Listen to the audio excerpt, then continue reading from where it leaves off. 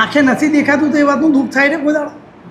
હવે જો જે કુદરતે આપ્યું છે એના પાછળ મારા પપ્પાએ સમજો ને કે પહેલાં જમાનાની આમ એક મિલકત જેટલો મારી પાછળ ખર્ચો મારા પપ્પાએ કર્યો છે.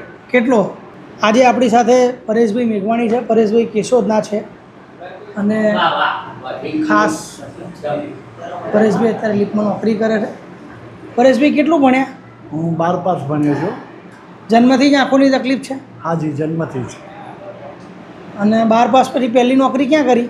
પહેલી નોકરી મેં અંધજન મંડળમાં એક વિકલ્પ કન્સલ્ટન્સી પ્રાઇવેટ લિમિટેડ, બરાબર. એમાં વોડાફોનમાં પ્રીપેડ ટુ પોસ્ટપેડમાં કોલિંગ કરતો હતો. એક વર્ષ એ કરી. 2014માં 31 જુલાઈએ જોબ છૂટી ગઈ મારે. બરાબર. ત્યાર ને એમાં કોલિંગ કરી શું વાત કરતા બધા જોડે?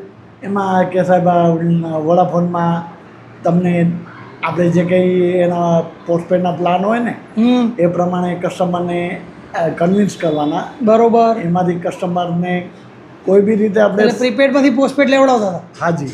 અથવા શું પગાર હતો ત્યારે? એમાં 4750 સેલરી હતી મારી. ત્યારે નવજોત અંજન મંડળમાં રહેતા હતા? હા હતો ને. એટલે 2014થી જ અહીંયા રહો? ના, 2013થી જ. 2013થી. આજે 2026 મે મહિનો, હા, 16 તારીખ. હા. એ પછી ક્યાં ક્યાં નોકરી કરી તમે? એ પછી મેં પ્રહલાદનગર આશીર્વાદ પારસમાં ત્યાં આગળ મેં લિફ્ટમેન તરીકે કામ કર્યું. પછી? ત્યાર પછી શ્રી બાલાજી ગ્રુપમાં. પછી એક બીજી એક કંપની હતી સમર્થા ઇન્ફોટેક, ત્યાં મેં આ બધી જગ્યાએ લિફ્ટમાં જ નોકરી કરી? ના, સમર્થા ઇન્ફોટેકમાં આવું વોડાફોન પ્રીપેડ ટુ પોસ્ટપેડ હતું, પછી ક્રેડિટ કાર્ડનું હતું ને GTPLનું પણ હતું. પછી બીજી કઈ કઈ જગ્યાએ નોકરી કરી? ત્યાર પછી અત્યારે આગમ એવન્યુ સાબરમતી. અત્યારે પરેશભાઈ સાબરમતી નોકરી કરે છે અને પરેશભાઈ રોજે રોજ બસમાં જ જાય છે ને બસમાં જ આવે છે અને એમને કોઈ મૂકવા જતું નથી. પરેશભાઈ પોતાની રીતે જ જાય છે ને પોતાની રીતે આવે છે. અને તમને બતાવી દઉં, પરેશભાઈનું 110 કિલો વજન છે તો પણ એ એમની રીતે જ જાય છે, એમને કોઈ લેવા મૂકવા જતું નથી. અહીંયા મજા આવે છે નવજોત અંજન મંડળમાં? હા, શ્યોર, મજા આવે. અત્યારે કેટલો પગાર છે લિફ્ટમાં? અત્યારે 10,000 સેલરી છે. અને અહીંયા કેટલા ભરો છો? અહીંયા મહિને 100 રૂપિયા. આ જમવામાં શું હતું? આજે મગ, રોટલી, ભાત, પછી ખમણ, કેરીનો રસ, છાશ અને શ્રીખંડ અને ભાત બોલ્યો. અને પેલું WHO અરજી કરી હતી એ શું હતું? એ આવી રીતે વચ્ચે આ જોબ ન કોરોનામાં હા, તો વચ્ચે એ તો મેં કીધું કે કોઈ પણ ભોગે આપણે જોબ મેળવવાના પ્રયત્નો કરવાના. હા, કે ભાઈ જે ગમે ત્યાં આડેધડ તીર મારવાનું, જ્યાં લાગે ત્યાં તીર. તો પરેશભાઈ કોરોનામાં WHO મેલ કર્યો હતો કે મારી કંઈ જરૂર હોય તો કહેજો.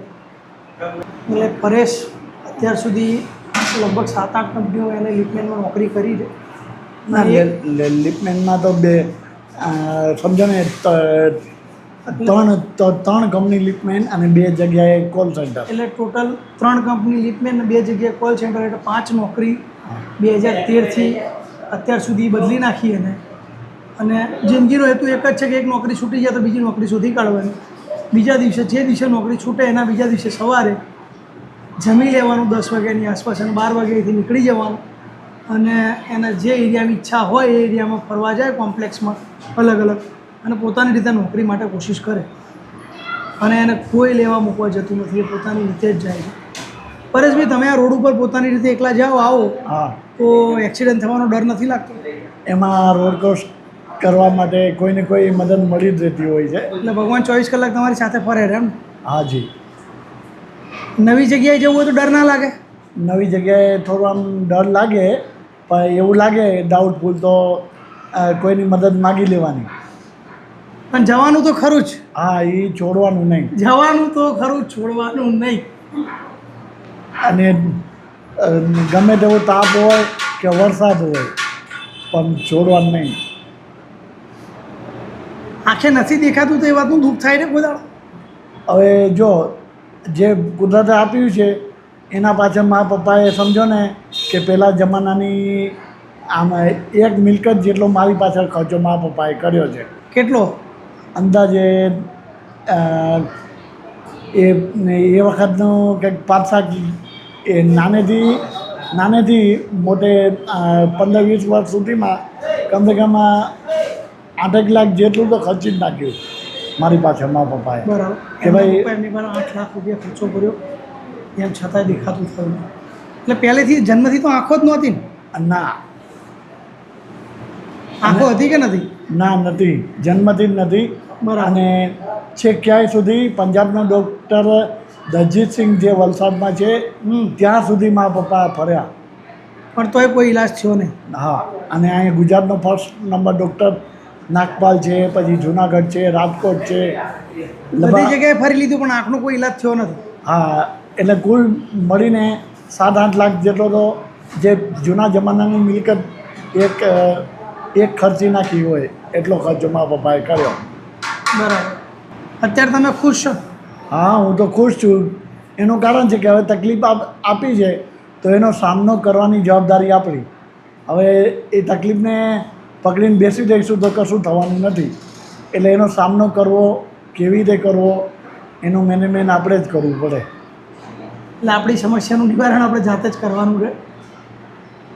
લોકો 100% આપણને મદદ કરશે, પણ આપણે તૈયારી બતાવીશું તો લોકો આપણને મદદ કરશે. 100%.